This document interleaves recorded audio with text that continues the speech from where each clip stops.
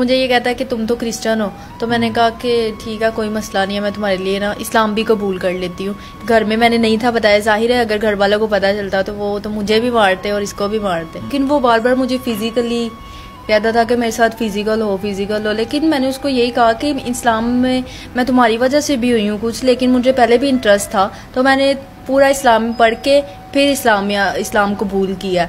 तो मुझे पता था कि ये हराम है, मैं उसको इसी वजह से मना करती थी कि ये हराम है हमारे लिए, तो मैं उसको अपने करीब नहीं थी आने देती, उसकी पूरी कोशिश होती थी। कभी ये है सिचुएशन ये है कि कहीं भी बाहर जाती हूँ तो लोग इतने गंदे हैं, इतने गंदे लोग हैं, इतनी बुरी नज़रों से देखते हैं ना, नोचने को फिरते हैं लोग बाहर। वालेकुम अस्सलाम।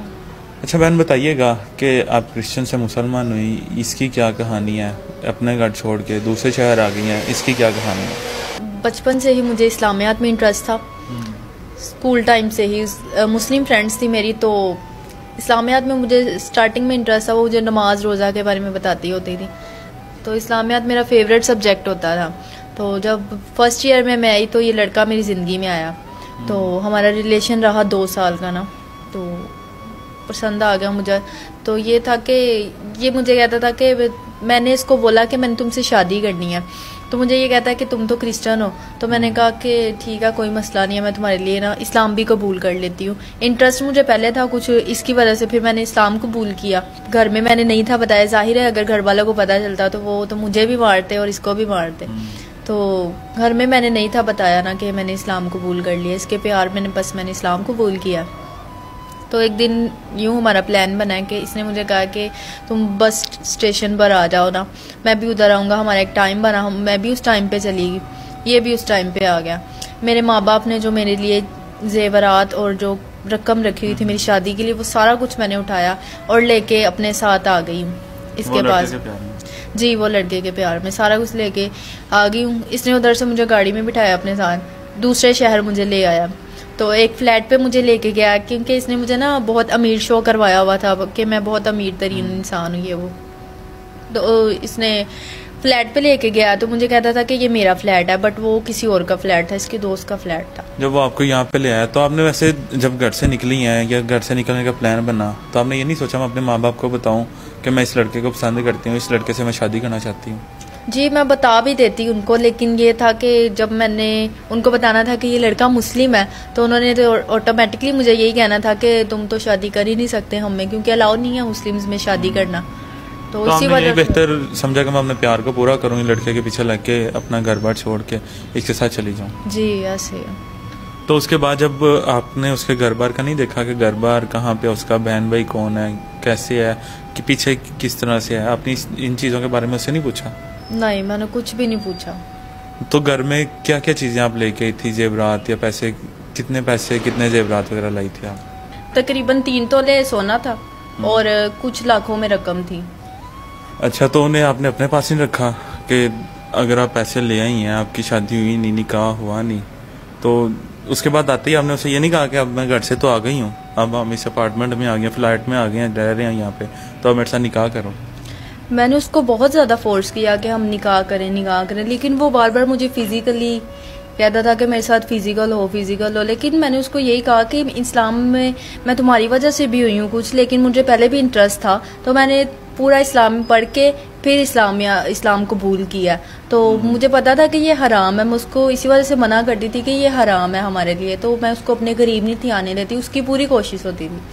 तो इसी वजह से वो आपसे पीछे हो गया? जी, इसी वजह से मुझे तो यही रीज़न लगा, क्योंकि शायद उसको लालच भी था कि ये पैसे भी ले आई है, सोना भी ले आई है मेरे लिए, तो वो आपने चीज़ें इतना ज़्यादा उस पर ट्रस्ट कर लिया कि वो आपने पैसे, सोना, हर चीज़ उसके सामने ला के खुला छोड़ दिया? जी, उसने मुझे खुद कहा, कहता कि तुम ना ये रकम मेरे पास रखवा दो, मैं ना सेव करके बैंक में रखवा दूंगा।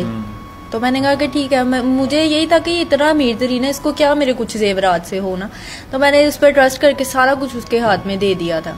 तो अभी वो कहाँ पे है? अभी कोई पता चला उसका? कुछ भी पता नहीं है उसका, वो रातों रात ही सारा कुछ, जो पैसे उसके पास थे वो सारा कुछ ही लेके भाग गया, मेरे पास तो कुछ छोड़ा ही नहीं इसने। अच्छा, तो अभी जब वो है नहीं है, अकेली आप रह रही हैं, तो अभी किस तरह से खाना पीना, जाहिर बात है इंसान ने खाना भी है, रहना भी है, पहनने भी है कपड़े, तो सारा कुछ किस तरह से कर रही है, किस तरह से गुजारा हो रहा है अभी? जो कुछ रकम थी मेरे पास, मैंने कुछ जो 5-10 हज़ार मैंने जो साइड पे रखा हुआ था, अभी उससे ही मैंने राशन वगैरह लिया था अपना, तो उसी से गुजारा करी थी अभी तक। लेकिन आगे का अभी कुछ पता नहीं है मुझे कि आगे मैं क्या करूँगी मज़ीद।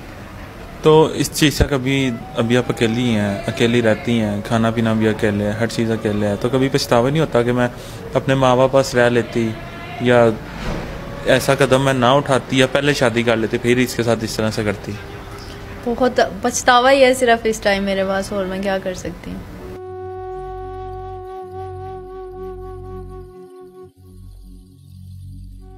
तो कभी जहन में नहीं आया कि मैं अपने माँ बाप पास चली जाऊँ पीछे वापस? क्या जाके कहूँगी उन्हें, अब इस्लाम भी कबूल कर लिया, वो तो मुझे वैसे ही मार देंगे कि मतलब इतना धोखा भी मैंने खा लिया। जो उन्होंने मेरे लिए जेवरात चीज़ें रखी थी वो भी मैंने सारा कुछ गवा बैठी हूँ अपने हाथों से। तो हमने ये नहीं पढ़ा था कि इस्लाम में चोरी करना भी हराम है? पढ़ा था, लेकिन तब प्यार में थी तो। बहरहाल आपने इस्लाम कबूल कर लिया है, तो अभी आप इस तरह से हैं, तो आगे हमारे सामने आने का, कैमरे के सामने आने का, हमारे पास आने का, हमें बुलाने का क्या मकसद था? क्यों, मैंने ना कुछ लोगों से आप लोगों के बारे में सुना भी था, और कुछ वीडियोस भी मैंने आप लोगों की देखी थी कि आपके चैनल्स पर अच्छे रिश्ते होते हैं। तो ये है कि एक अच्छी जगह मेरी शादी हो जाएगी आगे फ्यूचर में, मतलब मौका नहीं मिलेगा मुझे। क्योंकि अभी ये है सिचुएशन, ये है कि कहीं भी बाहर जाती हूँ तो लोग इतने गंदे हैं, इतने गंदे लोग हैं, इतनी बुरी नज़रों से देखते हैं ना, नोचने को फिरते हैं लोग बाहर।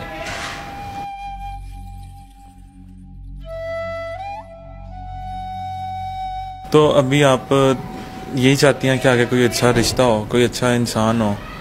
तो पहले जो था वो, उससे आपने प्यार भी किया, वो प्यारा भी था, अमीर भी उसने शो करवाया, उसके बाद जो आपने इस्लाम भी कबूल कर लिया, हर चीज़ तो कर लिया, तब कैसा इंसान होना चाहिए? अमीर होना चाहिए, पढ़ा लिखा होना चाहिए, खूबसूरत होना चाहिए, या सिर्फ अच्छा हो जो आपको ज़िंदगी सुकून से गुजरवाए, एहतराम करे, इज़्ज़त दे आपको?